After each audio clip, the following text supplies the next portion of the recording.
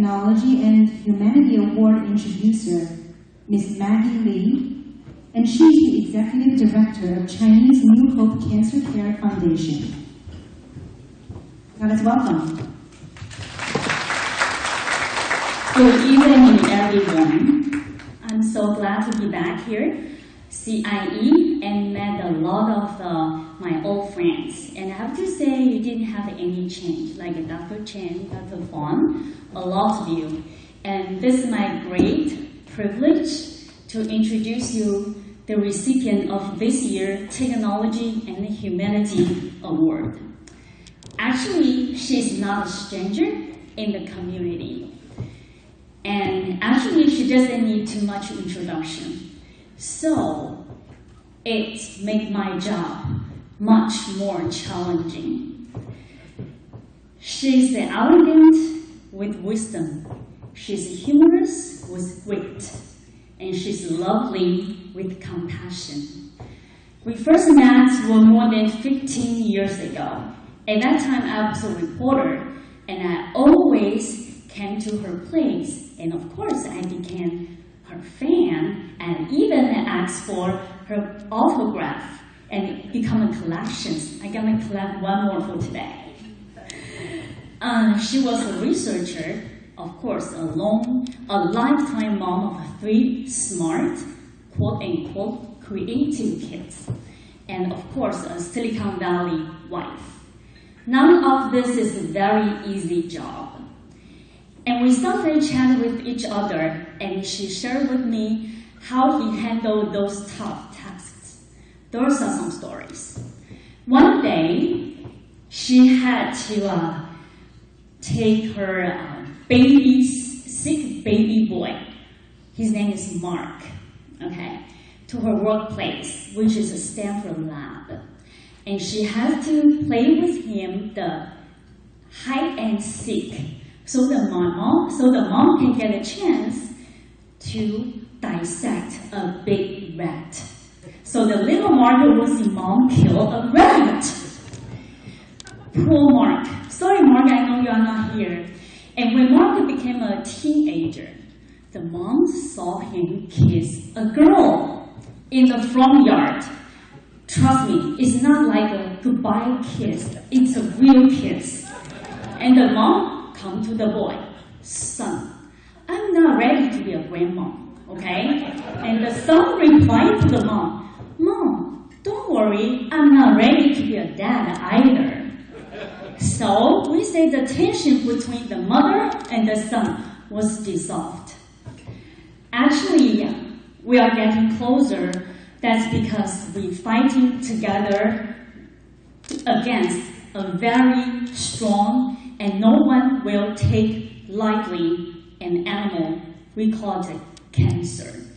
When she was sick, my 10-year-old boy drew her an angel. And she wrote to me and told me she would hang on that picture on her study room forever. I was truly touched by her always appreciate the little things but beautiful in life. When my father had a cancer, and she sent him her cartoon book called The Best Medicine, 特效药. At that time, I always see my father flipping through all the pages of that book, and I heard him smile all the time. And he once said to me, why this lady can be so positive when she was sick? That's how she inspires patients. Using her biochemistry background, her talent of writing, her passion, she creates a stage that makes our world so different. I would like to use her husband, Dr. Ta-lin Hsu's words to complete my introduction. He said, I love this lady at first sight. Her personality, just like both her Chinese name and English name, has a magic. Always make people so joyful. Please Join me, welcome this year's recipient, Mrs. Joyce Hsu. 沈月女士，恭喜她，谢谢谢谢，实至名归。哦。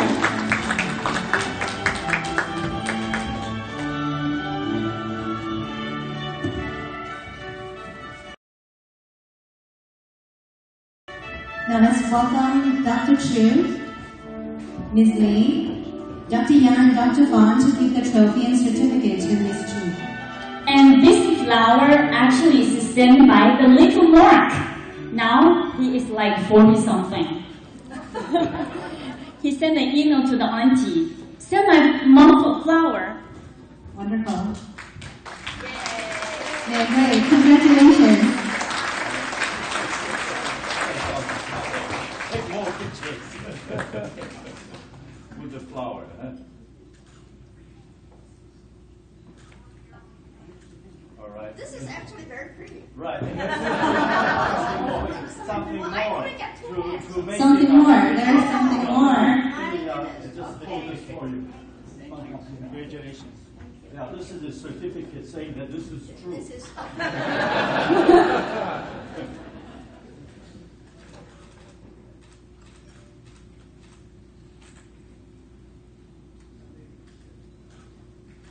Again, congratulations, Joyce. Congratulations. And now the stage is yours. We'll wait here, okay? Okay. Very brief. This is not for me. Ladies and gentlemen, this afternoon I was at Mountain View Center for Performing Arts for a program called Leading Ladies in the Silicon Valley. And over there were just lots more ladies than guys. But here I think I see a more kind of a even ratio here. Monday I emailed David Fong because he never told me that I was supposed to say anything. I just email him and I say, by the way, am I required to say anything? And he said yes. Okay. And he said, just make it like, receiving an Oscar award. Wow, that's my dream. Okay, here it goes. Thank you, CIE, and thank you for the nomination committee. Okay, does that sound like an Oscar award speech?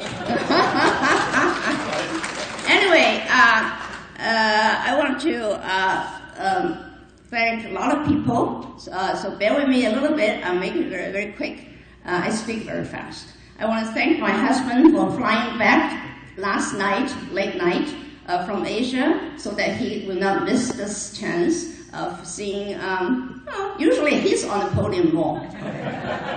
This time his wife, okay, so he doesn't want to miss the chance. And also I want to thank him, in the past maybe 30 years, he spent half the time abroad or on United Airlines. Okay.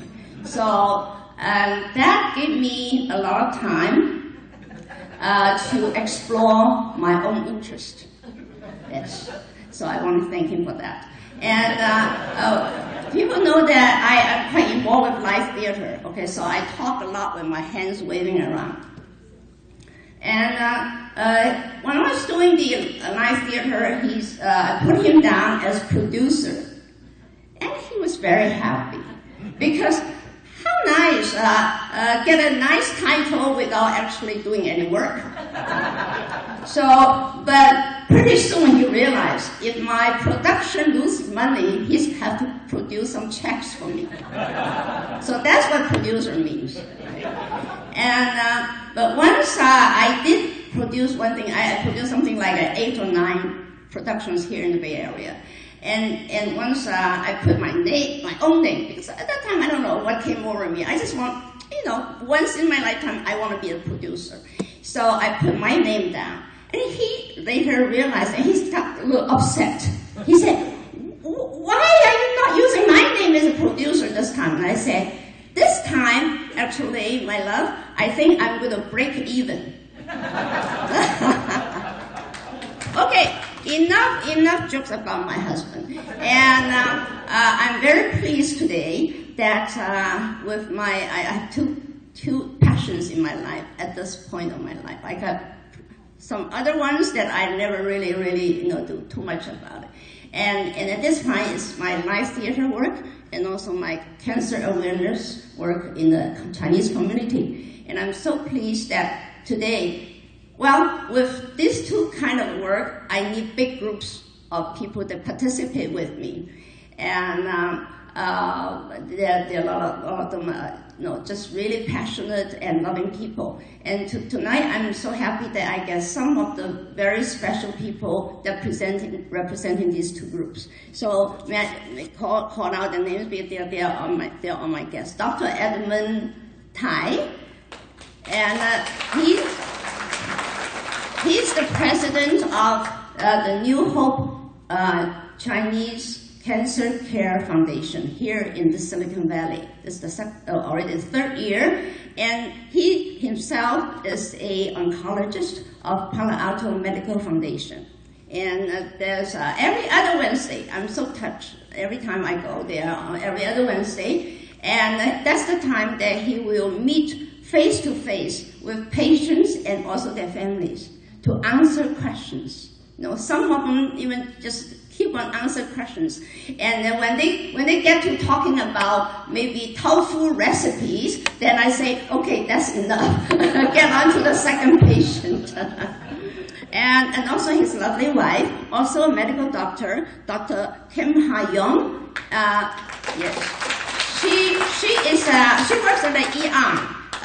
So Dr.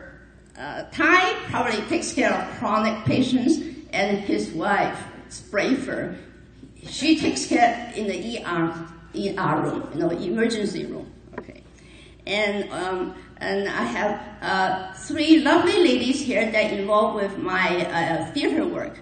And the first one is Yulin Ai, and she's the artistic director.